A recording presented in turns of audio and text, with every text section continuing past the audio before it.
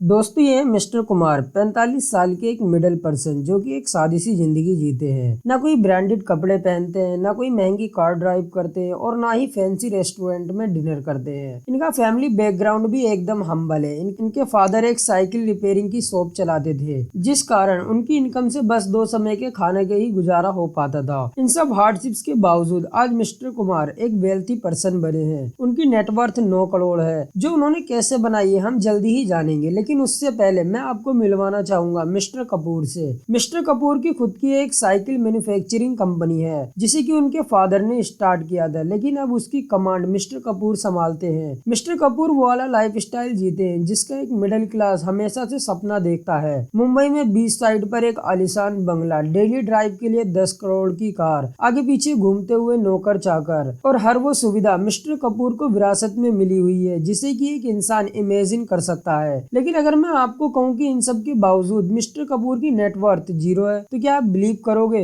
I know ये believe करना काफी मुश्किल है, लेकिन रियलिटी यही है। इनफैक्ट मिस्टर कपूर कई करोड़ के डेट के नीचे दबे हुए हैं और ऐसा हुआ है उनके एक्सट्रीमली एक्सपेंसिव लाइफ स्टाइल की वजह से। माना कि उनकी इनकम काफी हाई है, लेकिन उन्होंने उस इनकम से एसेट्स बनाने की बजाय लायबिलिटीज इकट्ठा करी है, जिनको अब मेंटेन करना उनके लिए काफी मुश्किल हो रहा है, जिस कारण उन पे कर्जा बढ़ता जा रहा है। तो दोस्तों मिस्टर कपूर की स्टोरी हमें सिखाती है कि अमीर कैसे न बना जाए, जिसे कि अवॉइड करना ही समझदारी मानी जाएगी। तो ऐसे में बचता है मिस्टर कुमार का तरीका। मिस्टर कुमार एक 5 स्टेप रूल को फॉलो करते आए हैं, जिसकी बदौलत आज वो एक वेल्थी पर्सन बने हैं। तो अगर आप भी वेल्थी बनना चाहते हो तो इन 5 स्टेप्स को ध्यान से सुनना। स्टेप नंबर 1, पे योरसेल्फ फर्स्ट। मिस्टर कुमार ने अपने करियर की शुरुआत 20 की एज में करी थी और उस समय उनकी सैलरी 20,000 थी, जो कि काफी बेसिक है। मिस्टर कुमार ने हमेशा ये रूल फॉलो किया है कि वो सबसे पहले खुद को पे करते हैं। जैसे कि उनकी सैलरी उनके अकाउंट में क्रेडिट होते ही वो सबसे पहले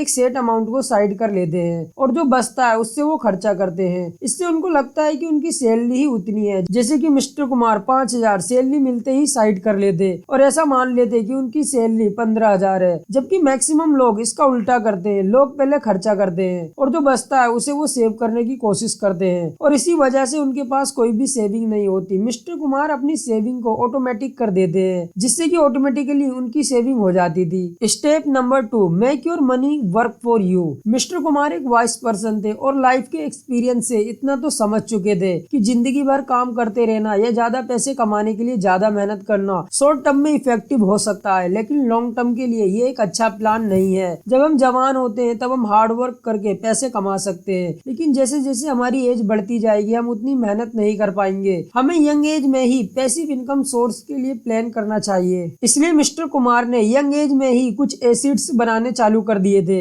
ऐसे एसेट्स जो उन्हें पे कर सके। उन्होंने कुछ सिंपल एसेट्स रेडी किए, जैसे कि अपने अपार्टमेंट का कुछ स्पेस रेंट पे देना, अपने दोस्तों के साथ पार्टनरशिप में लोकल लेवल पर बिजनेस खोलना, जैसे कि कोई छोटी किराना शॉप। ऐसे मल्टीपल एसेट्स मिस्टर कुमार ने बनाए। उनके पास जो भी लिमिटेड रिसोर्सेज थे उसका इस्तेमाल उन्होंने एसेट्स बनाने में किया, जिससे कि उनको एडिशनल इनकम होने लगी और उनकी टोटल इनकम बढ़ने लगी। Step number 3, investing in index fund and mutual fund. Mister Kumar अपनी सैलरी से 5,000 सेव करते थे और उन्होंने साइड हसल करके कुछ ऐसे रेवेन्यू स्ट्रीम भी बना ली थी, जो कि रिसेंट पॉइंट में आपने जाना। तो अपने इन रेवेन्यू स्ट्रीम की मदद से वो मंथली 10,000 सेव कर लेते थे। तो ये सब तो मिस्टर कुमार सक्सेसफुली कर रहे थे, लेकिन अब पैसों से और पैसा कमाने की बारी थी, जिसके लिए मिस्टर कुमार के पास एक तरीका ये भी था कि वो अपनी सेविंग को इन्वेस्ट कर दे। अब इन्वेस्टमेंट के लिए उनके पास कई सारे तरीके थे, जैसे कि डायरेक्ट स्टॉक को खरीदना, क्रिप्टो में इन्वेस्ट करना या फिर म्यूचुअल फंड बाय कर सकते थे। और भी अनगिनत ऑप्शंस उनके पास थे, लेकिन क्योंकि मिस्टर कुमार जो भी करते थे और साथ में थोड़ा बहुत उनका साइड हसल भी चल रहा था, इसलिए उन्होंने बेहतर समझा म्यूचुअल फंड में इन्वेस्ट करना। म्यूचुअल फंड में भी पैसिवली मैनेज फंड जैसे कि इंडेक्स फंड में इन्वेस्ट करना उन्होंने चूज किया। टोटल 15,000 पर मंथ की इन्वेस्टमेंट से मिस्टर कुमार ने शुरुआत करी और जैसे जैसे उनकी इनकम बढ़ती गई तो वे उससे अपने खर्चे बढ़ाने की बजाय उसे भी इन्वेस्ट करते रहे। उन्होंने ऐसा लगातार 25 सालों तक किया, जिस कारण अब 45 साल का होने पे उनकी नेटवर्थ लगभग 9 करोड़ हो चुकी है। आप यहाँ देख सकते हो कि स्टार्टिंग में उनका इन्वेस्टमेंट अमाउंट 15,000 पर मंथ था और नेक्स्ट ईयर से उन्होंने 10% बढ़ा दिया और ऐसा वो करते रहे और कंपाउंडिंग की पावर से और SIP के मैजिक से उनकी नेटवर्थ 9 करोड़ टच कर गई। अब उन्होंने आगे इन्वेस्टमेंट ना करने का डिसीजन ले लिया है, लेकिन अब इतना अमाउंट से से बिना कुछ किए उनको हर साल करोड़ में प्रॉफिट होता रहेगा, उनकी कैपिटल ग्रो होती रहेगी।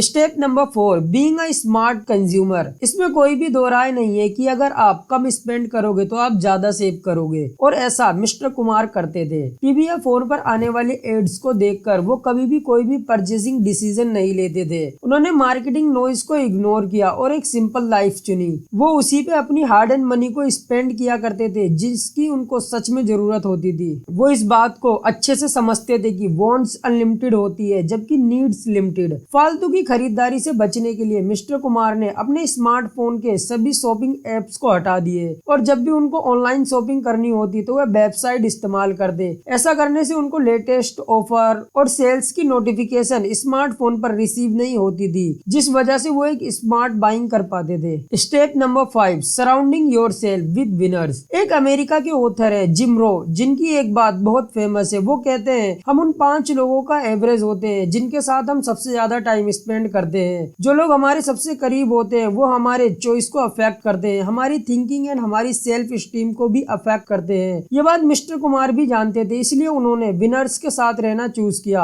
अब उनके दोस्त यार रिश्तेदार तो ऐसे थे नहीं जिनके साथ रहकर वो एक ग्रेट पर्सनैलिटी बन पाते, इसलिए उन्होंने चूज किया वॉरेन बफेट, रतन टाटा जैसे महान लोगों के साथ रहना। अब आप पूछोगे कि वॉरेन बफेट या रतन टाटा मिस्टर कुमार को खुद के साथ क्यों रहने देंगे? तो दोस्तों इसका सिंपल सा आंसर है कि नहीं रहने देंगे। लेकिन एक प्यारी बात इन हाई अचीवर्स की यह है कि इन सब ने लाइफ लर्निंग बिजनेस लेसन्स को पब्लिकली शेयर कर रखा है, जिसे कि कोई भी पढ़ के या सुन के इनसे सीख सकता है। मिस्टर कुमार इनके बारे में न्यूज पढ़ते, उनकी लिखी बुक्स को रीड करके, उनके पॉडकास्ट सुन के उनकी तरह बने एंड आज एक वेल्थी लाइफ जी रहे हैं। तो दोस्तों ये है वो 5 स्टेप जिन्हें फॉलो करके कोई भी मिस्टर कुमार की तरह ये चाहे तो उनसे भी बड़ा बन सकता है। तो दोस्तों ये थी हमारी आज की वीडियो। आई होप आपको पसंद आई होगी, तो इसे एक लाइक करके चैनल को सब्सक्राइब करना ना भूलें। मिलते हैं नेक्स्ट वीडियो में।